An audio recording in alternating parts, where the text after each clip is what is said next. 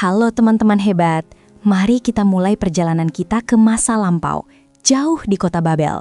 Di sana, hiduplah seorang pemuda bernama Daniel. Bersama teman-temannya, ia dibawa jauh dari Yerusalem. Meskipun berada di negeri asing, di bawah Raja Nebukadnezar, Daniel bertekad bulat untuk tetap setia pada janji dan ajarannya dari Tuhan.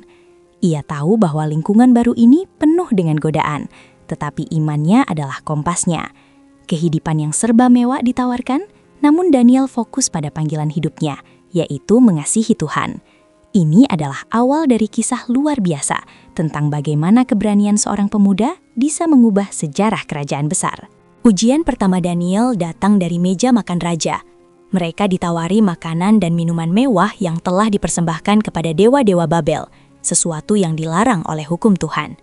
Daniel dengan sopan menolak. Ia tahu bahwa makanan itu akan menajiskan dirinya. Ia meminta izin untuk hanya makan sayur dan air selama 10 hari. Bayangkan, menolak hidangan istimewa demi menjaga prinsip. Kepala pelayan awalnya khawatir, Daniel akan terlihat kurus, tapi Daniel percaya Tuhan akan memeliharanya. Setelah 10 hari, Daniel dan teman-temannya terlihat lebih sehat dan lebih cerdas daripada semua pemuda lain yang makan makanan raja. Ini membuktikan bahwa ketaatan mendatangkan berkat jasmani dan rohani. Karena kesetiaan Daniel, Tuhan memberkatinya dengan hikmat yang luar biasa, terutama dalam hal menafsirkan mimpi dan penglihatan. Ingat Raja Nebukadnezar? Ia pernah mengalami mimpi yang sangat mengganggunya, tetapi ia lupa apa mimpinya dan mengancam akan menghukum semua orang bijak. Daniel dengan rendah hati berdoa, dan Tuhan mengungkapkan misteri itu kepadanya. Daniel tidak hanya memberitahu raja apa mimpinya, tetapi juga menafsirkan arti patung emas, perak, tembaga, dan besi itu, yang meramalkan masa depan kerajaan. Tindakan ini membuat Nebukadnezar mengakui bahwa Daniel melayani Allah yang Maha Tinggi, dan Daniel pun diangkat ke posisi yang sangat penting dalam pemerintahan Babel. Ini menunjukkan bahwa Tuhan menghargai mereka yang percaya penuh kepadanya. Meskipun cerita ini fokus pada Daniel, kita harus ingat teman-teman setianya, Sadrak, Mesak, dan Abednego. Mereka juga menghadapi cobaan berat. Ketika mereka menolak menyembah patung emas raksasa raja, mereka dilemparkan ke dalam tungku api yang menyala-nyala. Momen ini adalah pengingat kuat akan keberanian yang sama yang dimiliki Daniel. Ketika api itu seharusnya membakar mereka, Raja terkejut melihat 4 orang berjalan di tengah api, bukan hanya 3. Yang keempat adalah sosok yang seperti anak Allah. Tuhan melindungi hamba-hambanya dari bahaya yang mematikan. Kisah mereka memperkuat posisi Daniel dan menunjukkan bahwa kelompok orang percaya di Babel berdiri teguh, tidak peduli seberapa panasnya cobaan yang datang. Ini adalah semangat keberanian sejati.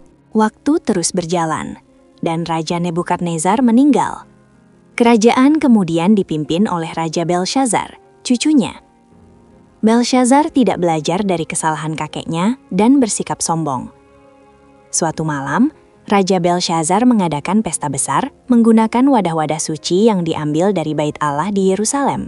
Saat mereka sedang berpesta pora dan menghujat Tuhan, tiba-tiba sebuah tangan muncul dan mulai menulis di dinding istana. Semua orang ketakutan, termasuk Raja Belshazzar. Mereka tidak bisa memahami tulisan misterius itu. Siapakah yang bisa menafsirkan pesan dari langit ini? Tentu saja, hanya Daniel, yang dikenal memiliki roh Allah di dalam dirinya, yang dipanggil untuk datang dan menjelaskan tulisan mengerikan itu. Tulisan di dinding itu berbunyi, Mene, Mene, Tekel, Uparsin. Daniel, tanpa rasa takut, menjelaskan arti tulisan itu kepada Raja Belshazzar. Ia berkata, Mene berarti Tuhan telah menghitung hari-hari kerajaanmu dan mengakhirinya. Tekel berarti engkau telah ditimbang dan didapati kurang. Dan Uparsin berarti kerajaanmu akan dibagi dan diberikan kepada Media dan Persia. Bayangkan betapa beraninya Daniel menyampaikan hukuman Tuhan langsung di depan raja yang sombong itu. Dan memang, malam itu juga, nubuat Daniel tergenapi. Raja Belshazzar dibunuh, dan Darius, orang Media, mengambil alih kerajaan. Ini menunjukkan bahwa Tuhan selalu memegang kendali atas sejarah dan berani menggunakan hambanya untuk menyampaikan kebenaran, seberat apapun pesannya. Di bawah Raja Darius, Daniel kembali menunjukkan integritas dan kemampuannya. Karena Daniel memiliki roh yang luar biasa, Darius berencana untuk menempatkannya sebagai penguasa atas seluruh kerajaan. Daniel adalah administrator yang jujur, cerdas, dan yang terpenting, ia memiliki hati yang takut akan Tuhan. Tentu saja, promosi besar ini tidak disenangi oleh para pejabat tinggi lainnya. Para pembesar dan wakil raja mulai merasa iri dan cemburu. Mereka tidak suka melihat Daniel, seorang asing, mendapatkan kehormatan sebesar itu. Kecemburuan seringkali menjadi akar dari rencana jahat, dan mereka mulai merencanakan cara untuk menjatuhkan Daniel. Mereka tahu bahwa jika Daniel sukses, kekuasaan mereka akan berkurang. Para pejabat yang iri ini mencoba mencari-cari kesalahan dalam cara Daniel mengelola pemerintahan. Mereka menggeledah catatan keuangannya, menanyakan keputusannya, tetapi mereka tidak menemukan satupun celah. Tidak ada korupsi, tidak ada kecurangan, dan tidak ada kesalahan. Daniel bekerja dengan sempurna. Mereka akhirnya menyadari satu hal. Mereka tidak akan pernah bisa menemukan kesalahan pada Daniel, kecuali dalam hal yang berkaitan dengan imannya kepada Allah. Mereka tahu bahwa Daniel sangat taat pada praktik doanya. Karena itu, mereka menyusun rencana yang licik, sebuah perangkap yang ditujukan langsung pada ketaatan Daniel terhadap Tuhannya. Mereka tahu bahwa Daniel tidak akan pernah mengkompromikan waktu doanya. Para pejabat ini kemudian mendekati Raja Darius dengan rayuan manis. Mereka meyakini raja untuk menandatangani sebuah dekrit bahwa selama 30 hari, tidak ada seorang pun di kerajaan yang boleh berdoa atau meminta permohonan kepada dewa atau manusia lain selain kepada Raja Darius sendiri. Jika ada yang melanggar, hukumannya adalah dilemparkan ke kandang singa. Raja Darius, karena dibutakan oleh sanjungan dan tidak menyadari niat jahat di baliknya, menandatangani hukum yang tidak dapat dibatalkan itu. Daniel mendengar tentang hukum baru ini. Apakah ia akan takut? Tidak sama sekali. Daniel pulang ke rumahnya, membuka jendela kamar atasnya yang menghadap ke Yerusalem, dan seperti biasa, ia berlutut dan berdoa 3 kali sehari sambil memuji Tuhannya. Ia memilih Tuhan di atas keselamatan pribadinya. Tentu saja, para pejabat yang jahat itu segera melihat Daniel berdoa, persis seperti yang mereka harapkan. Mereka buru-buru melapor kepada Raja Darius bahwa Daniel telah melanggar dekrit. Raja Darius sangat sedih karena ia mencintai Daniel, tetapi hukum yang telah ia tanda tangani tidak bisa dibatalkan. Dengan hati berat, Raja memerintahkan agar Daniel dilemparkan ke kandang singa. Bayangkan suasana yang mencekam saat Daniel dibawa ke lubang singa. Sebelum Daniel dilemparkan, Raja Darius mengucapkan kata-kata penghiburan yang penuh harap. Semoga Allahmu yang selalu kau sembah yang melepaskan engkau. Kemudian, sebuah batu besar diletakkan di mulut gua singa. Semalaman itu, Raja Darius tidak bisa tidur dan tidak mau makan. Ia sangat khawatir tentang nasib Daniel. Pagi-pagi sekali, ketika fajar menyingsing, Raja Darius bergegas ke kandang singa.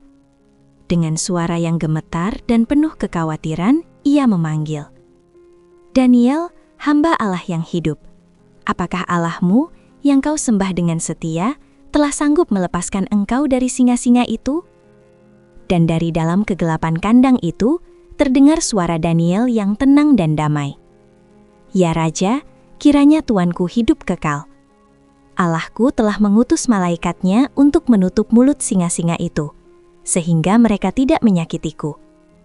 Betapa ajaibnya. Singa-singa yang buas itu tidak menyentuh Daniel sedikit pun. Raja Darius sangat gembira, dan ia segera memerintahkan Daniel ditarik keluar. Daniel tidak ditemukan luka sedikit pun, karena ia percaya kepada Tuhannya. Inilah bukti kekuatan iman yang sesungguhnya. Setelah Daniel diselamatkan, Raja Darius mengeluarkan dekrit baru yang memerintahkan semua orang di kerajaannya untuk menghormati dan takut kepada Allah Daniel, yang adalah Allah yang hidup dan kekal. Para pejabat jahat yang berkomplot melawan Daniel akhirnya dilemparkan ke kandang singa, dan mereka dimangsa seketika. Kisah Daniel ini mengajarkan kita pelajaran penting, teman-teman. Pertama, beranilah mempertahankan imanmu, tidak peduli apapun yang terjadi. Kedua, jangan pernah berhenti berdoa, karena doa adalah koneksi langsung kita dengan Tuhan. Dan ketiga, kesetiaan akan selalu dihargai.